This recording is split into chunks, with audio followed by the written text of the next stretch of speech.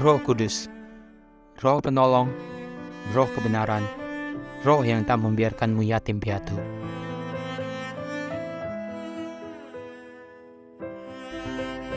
Shalom, selamat malam JCC.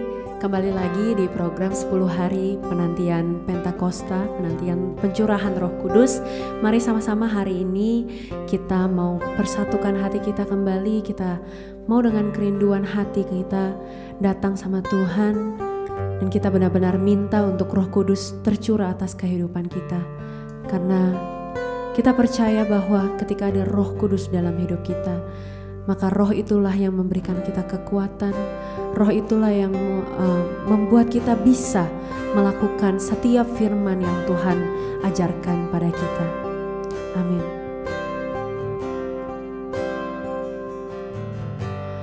Roh Allah yang hidup, urapi aku. Tuntun langkah hidupku, bentuk hatiku, penghibur, penolong, penuh kasih dan sayang. Roh Kudus yang manis, Kau cahaya hatiku. Katakan Roh Allah yang hidup. Roh Allah yang hidup, urapi aku. Tuntun langkah hidupku,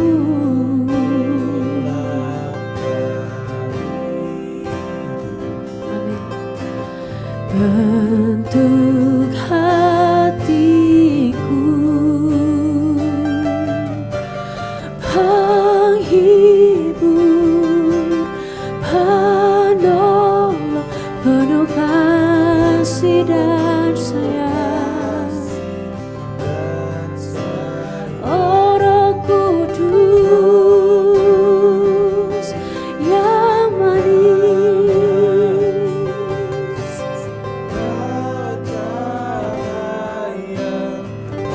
Katakan penghibur, penolong, penghibur, penolong, penuh kasih dan sayang. Roh Kudus yang manis, Kau cahaya hatiku.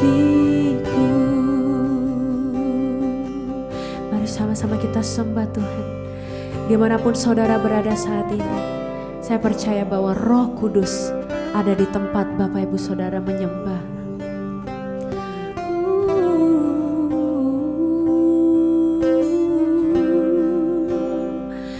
Kami nantikan Roh Kudus tercurah, penuhi kami,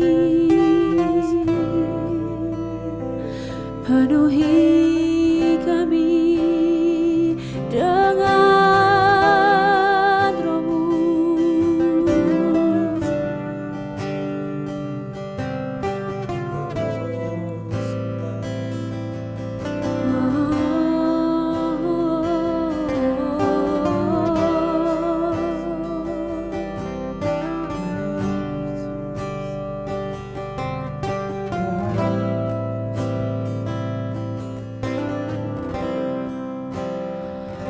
Roh Kudus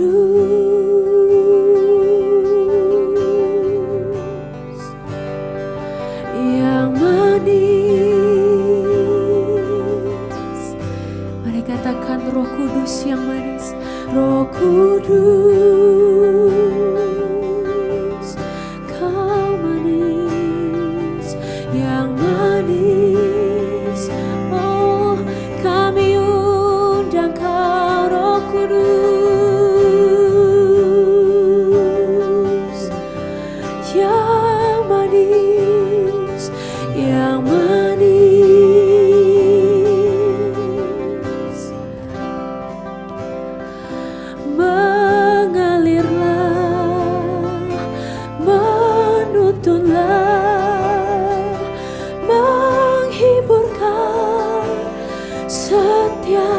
jiwa.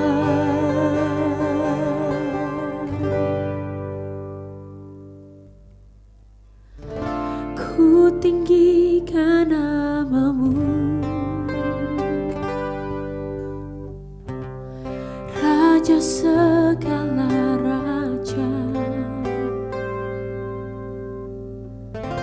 Salibmu membuktikan hatimu mencintaiku, belas kasihmu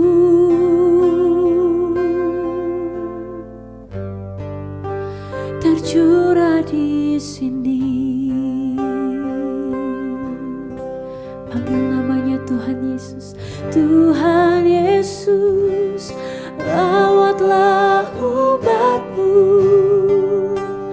gerejamu nantikan hadirmu. Kami perlu belas kasih-Mu, kemurahan hati-Mu, menyembuhkan jiwa yang terluka, hati yang rindukan kasih Bapa. Kami perlu belas kasih-Mu, Tuhan, lawatlah umat-Mu. Tuhan Yesus, lawatlah umat-Mu, gerejamu nantikan hadir-Mu. Kami perlu belas kasih-Mu, kemurahan hati-Mu, menyembuhkan jiwa yang terluka, hati yang rindukan kasih Bapa. Kami perlu belas kasih-Mu, Tuhan, lawatlah umat-Mu. Kami perlu belas kasih-Mu, kami perlu belas kasih-Mu, Tuhan, lawatlah. Sekali lagi minta belas kasihan Tuhan. Kami perlu belas kasih-Mu, Tuhan, lawatlah umat-Mu. Kau jamah setiap kami, Tuhan. Kami nantikan Engkau lebih dan lebih dan lebih dan lebih mengalir dalamku.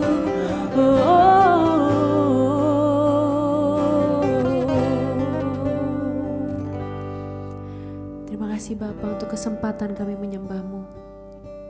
Saat ini kami mau mendengarkan firman dari-Mu ya Bapa. Biar hati kami terus menyembah-Mu Tuhan. Biar hati kami terus merindukan-Mu Tuhan. Dan biarlah setiap pesan yang nanti disampaikan kiranya menjadi benih yang ditanam ke dalam hati kami sebagai tanah yang subur Tuhan. Sehingga benih firman-Mu ini Tuhan bisa bertumbuh dalam hidup kami. Bahkan bisa berbuah Tuhan. Di dalam nama Tuhan Yesus. Di dalam nama Tuhan Yesus kami berdoa. Amin.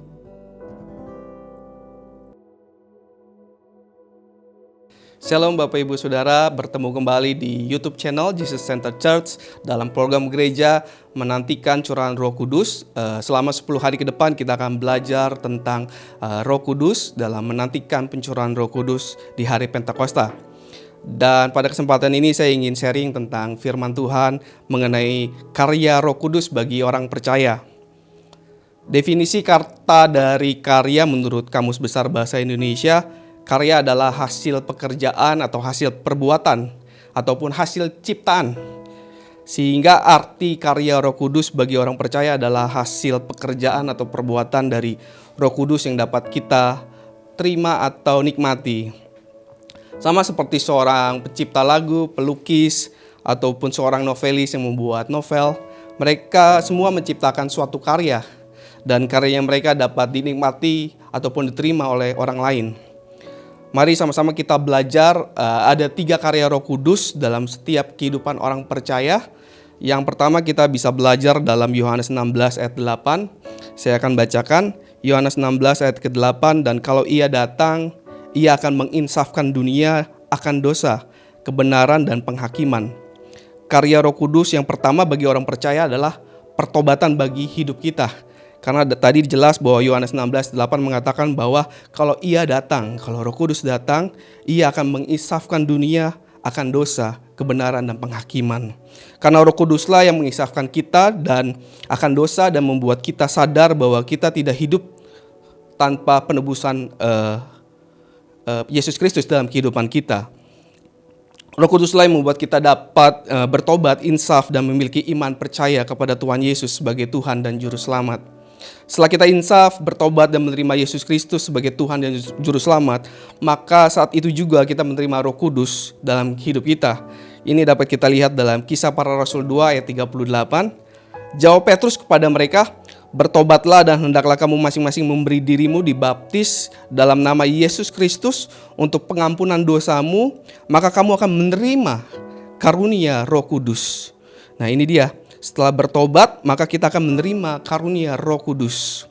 Karya pertama Roh Kudus adalah pertobatan hidup kita dan menerima Yesus sebagai Tuhan dan Juru Selamat kita. Dan kita akan menerima karunia Roh Kudus. Nah, itu merupakan satu karya Roh Kudus. Dan karya yang kedua kita bisa lihat dalam 1 Korintus 12 ayat 8 sampai dengan 11. Saya akan bacakan 1 Korintus 12:8. Sebab kepada yang seorang Roh memberikan karunia untuk berkata-kata dengan hikmat, dan kepada yang lain Roh yang sama memberikan karunia berkata-kata dengan pengetahuan. Kepada yang seorang Roh yang sama memberikan iman, dan kepada yang lain ia memberikan karunia untuk menyembuhkan.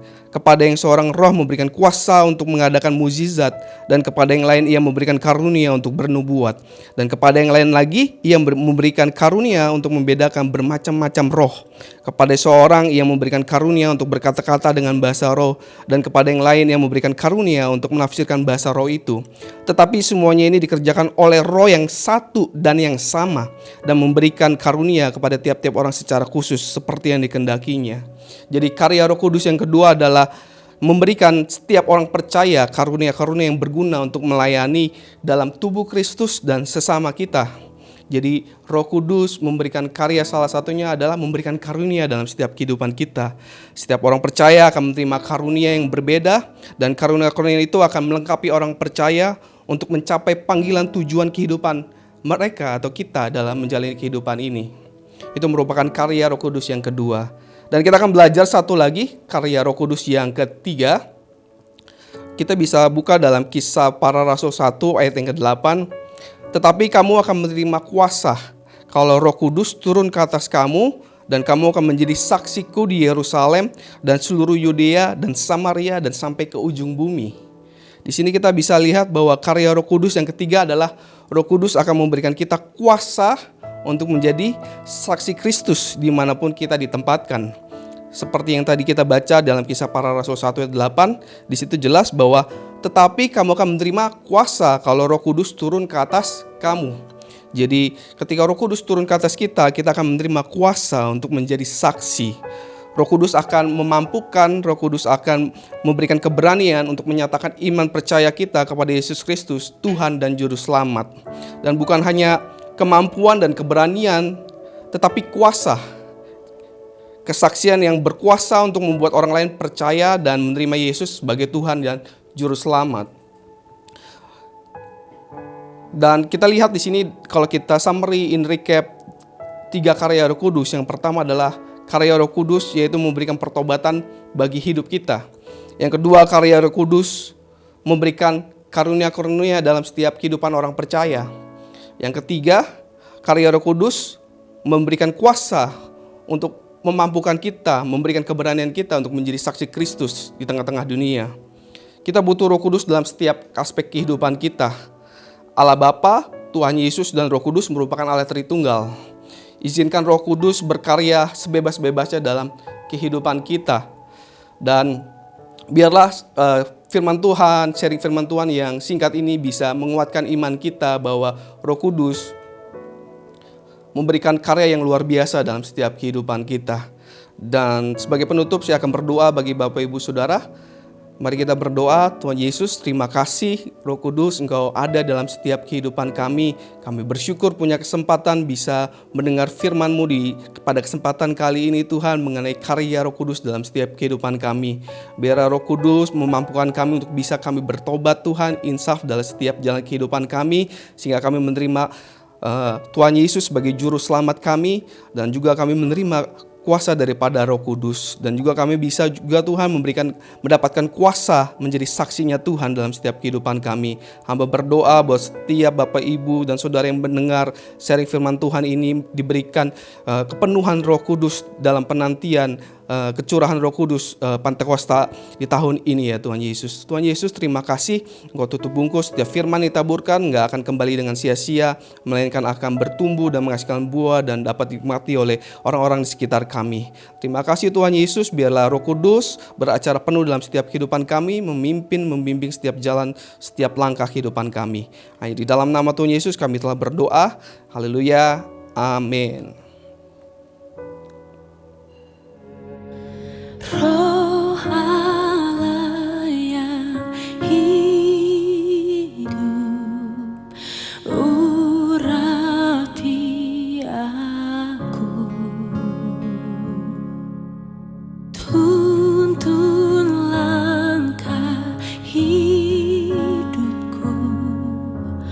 bentuk hatiku. Pahit